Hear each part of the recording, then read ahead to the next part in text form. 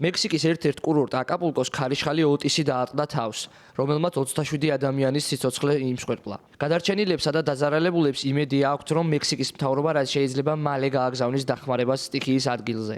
მაშველთა დასახმარებლად სტიქიის ზონაში მექსიკის არმიიდან 4800 ჯარისკაცი ჩამოვიყვანეთ. სამუშაოები, რომელსაც ამ წუთისთვის ჯარები ახორციელებენ, უმეტესად რელიეფის გაწმენდასა და ნამსხვრევების გატანას ემსახურება.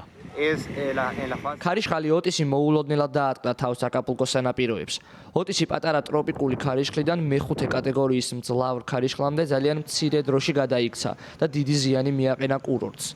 10,000-ობით მაცხოვრებელი ელექტროენერგიის გარეშეა დარჩენილი, რამაც შეიძლება დაღუპულთა რიცხვი გაზარდოს.